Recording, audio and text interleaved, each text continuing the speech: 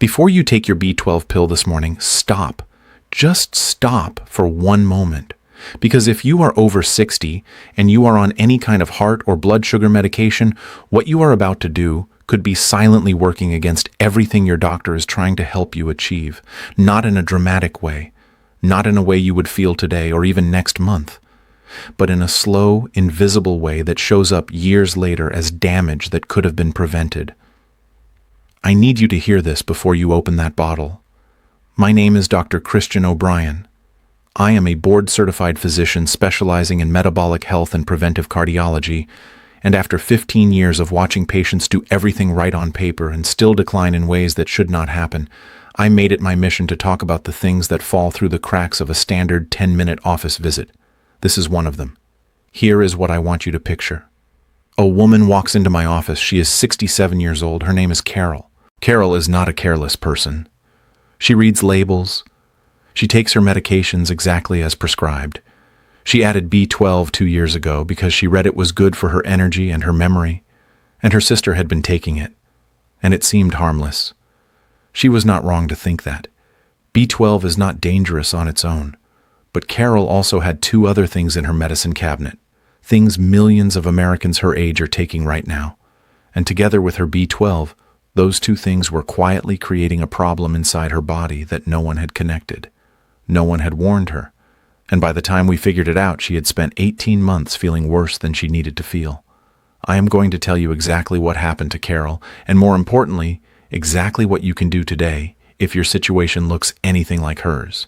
But first, I need you to understand something about B12 that most people, including many doctors, gloss over. Because B12 is not just a vitamin you either have enough of or you do not. It is a molecule with a very specific job, and the way it does that job inside your body is where the whole story begins. Think of B12 as a factory worker responsible for one of the most important assembly lines in your body. That assembly line builds and repairs the myelin sheath, which is the protective coating around your nerve fibers. If you have ever seen electrical wire with rubber insulation around it, that is essentially what myelin does for your nerves.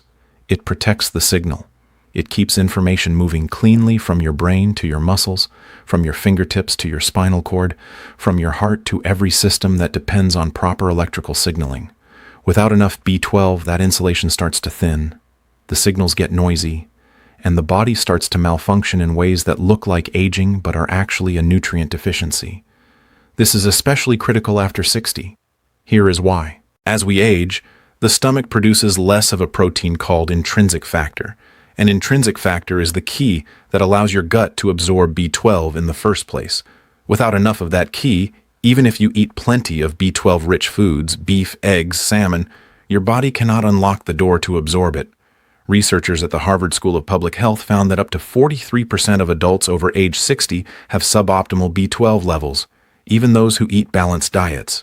43%. That is nearly 1 in 2 people sitting in a waiting room right now.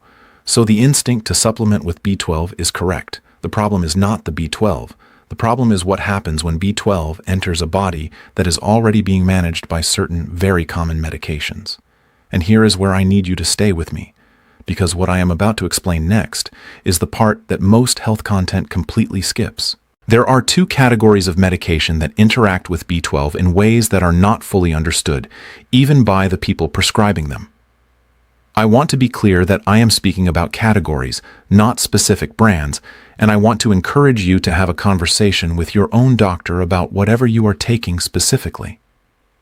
I am not here to replace your physician. I am here to give you information that makes your next conversation with your physician a much better one. The first category is medications used to manage blood sugar. The most commonly prescribed drug in this entire category has been used by hundreds of millions of people worldwide, and a review published in Diabetes Care that followed over 9,000 patients across a 12-year period found something that stunned even the researchers who ran the study. Long-term use of the most widely prescribed blood sugar medication was associated with a clinically significant reduction in B12 absorption in roughly 30% of patients, not 5%, not a fringe case. 30% of people taking this medication were becoming deficient in B12 without knowing it and without being tested for it. The mechanism is not fully settled, but the leading theory is that this class of drug interferes with calcium-dependent membrane activity in the gut, which impairs the binding of that intrinsic factor we talked about earlier. The key stops fitting the lock. You can be taking B12 every single day and still be deficient because your body is not absorbing it properly. Now here is why that matters so much. B12 deficiency produces symptoms that look almost exactly like diabetic neuropathy, which is the nerve damage that comes from poorly controlled blood sugar. Tingling in the feet, numbness, balance problems, fatigue, cognitive fog. If you are a diabetic patient who develops those symptoms, what does your doctor assume? They assume your blood sugar management needs adjustment. They do not automatically think, maybe this patient is B12 deficient because of the medication I prescribed. The symptoms overlap so completely that misattribution is not just possible, it is common. You could spend years trying to fix a problem that is being caused, at least in part, by the very treatment you are using. This is the moment in most videos where people click away. Do not do that. Because what I have just described is only half the picture, and the second half is both more surprising and more actionable. The second category of medication that creates a serious complication with B12 is one you might never expect. These are medications used to reduce stomach acid. You probably know them by their common names, the drugs taken for heartburn, acid reflux, or a condition called GERD, which stands for gastroesophageal reflux disease. These medications are extraordinarily common. Tens of millions of Americans take them, many for years, some for decades, because reflux is a chronic condition, and these drugs provide real relief. The problem is their mechanism. They work by suppressing acid production in the stomach. That is their purpose. But stomach acid is not just a digestive nuisance. Stomach acid is essential for releasing B12 from food, so that intrinsic factor can bind to it and carry it into the bloodstream. When you chronically suppress stomach acid, you are disrupting one of the earliest steps in B12 absorption. A study from researchers at Kaiser Permanente, analyzing data from over 25,000 patients over a 2-year period, found that people who used acid-reducing medications for 2 or more years had a 65% higher risk of B12 deficiency compared to non-users. 65%. For people over 60, where baseline absorption is already declining due to age, that risk compounds quickly. And here is the part that makes this genuinely urgent. You can be faithfully taking a B12 supplement every single day. You can be doing everything right. But if you are also taking a medication that reduces stomach acid, and you are taking your B12 in the standard oral tablet form, that tablet has to pass through a stomach that no longer has enough acid to properly release the B12 for absorption. It is like mailing an important letter, but the post office has a policy of returning most of what you send. The effort is real. The delivery is compromised. Before we talk about what you can do about this, I want to ask you something. If this video is helping you understand your own health situation more clearly, please take 2 seconds right now and subscribe to this channel. Not because of algorithms, but because I put out content like this every week. Content your doctor wants you to know but simply does not have time to tell you. Okay, back to what matters. Now, I want to tell you what happened with Carol, because her story is where the abstract becomes real. Carol had been on a blood sugar medication for 6 years and an acid-suppressing medication for 4 years. She had added B12 supplements about 2 years before I saw her, specifically because she had been feeling fatigued and noticed some tingling in her toes. She assumed she was low on B12, which was a reasonable guess, and she started taking a standard oral B12 tablet every day. When she came to me, her reported symptoms had not improved. In fact, her fatigue had gotten slightly worse, and her memory felt cloudier than it had a year ago. We ran a full metabolic panel and included something called a methylmalonic acid test, which is actually a more reliable indicator of functional B12 status than a standard serum B12 level. Her serum B12 looked borderline adequate. Her methylmalonic acid was elevated, meaning her body was not actually using B12 properly at the cellular level. She was deficient in function, even if not technically deficient in blood concentration. We made 2 changes. We switched her B12 from a standard oral tablet to a sublingual form, meaning a tablet that dissolves under the tongue and bypasses the gut entirely, delivering B12 directly into the bloodstream through the mucous membrane. And we moved her supplementation timing so she was not taking it in the same window as her other medications. Within 12 weeks, her methylmalonic acid levels dropped by 38%. Her fatigue scores on a standardized assessment improved significantly. The tingling in her toes decreased, but did not disappear entirely.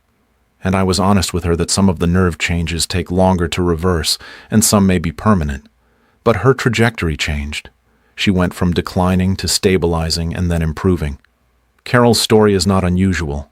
It is, in my experience, heartbreakingly common. The difference is that most people never get the test that would reveal what is actually happening. So what should you do with everything I have just shared?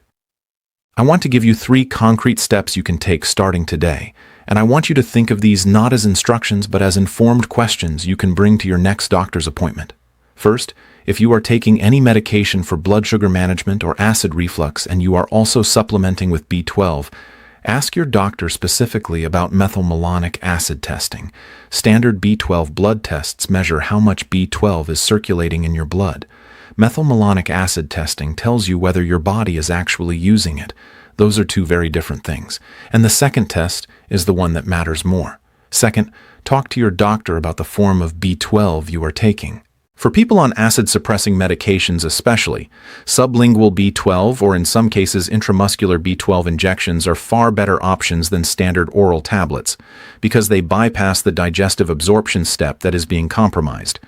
This is not a fringe idea. A meta-analysis published in the Journal of Clinical Nutrition reviewing 14 randomized controlled trials found sublingual B12 to be as effective as intramuscular injections for raising B12 levels in deficient patients, and far superior to standard oral supplementation in people with absorption issues. Third, if you are experiencing any unexplained neurological symptoms, fatigue that does not resolve with rest, brain fog, tingling or numbness in your extremities, or balance problems that seem to be worsening, do not attribute those automatically to aging.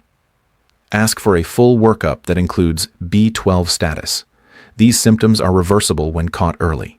They become much harder to reverse when they have been running unchecked for years. Now I want to be clear about something, and I want to say it plainly. Nothing in this video is a reason to stop any medication your doctor has prescribed.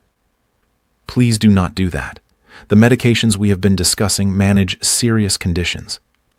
Stopping them without guidance creates risks that far outweigh the absorption issues we have been talking about. What I am giving you today is information that makes you a more informed partner in your own healthcare. That is all. That is everything. What you have learned today is not small.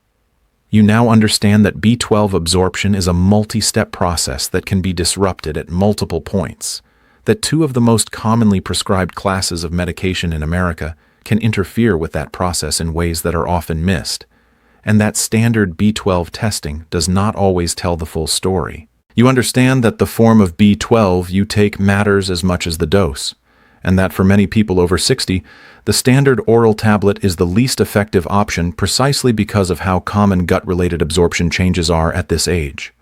You understand that symptoms of B12 deficiency can mimic other conditions, which is why this deficiency so often goes undiagnosed for years, and you understand that there are simple, practical steps you can take today, not heroic measures, not expensive interventions, just informed conversations with your doctor armed with the right questions. Your health is not a passive experience. Every decision you make about what goes into your body is a decision. You have the right to make those decisions with full information. That is what I am here to give you. If someone you love is over 60 and taking any medication for blood sugar or acid reflux, please share this video with them right now.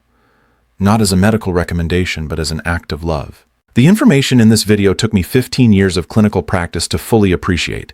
It will take them 12 minutes to watch.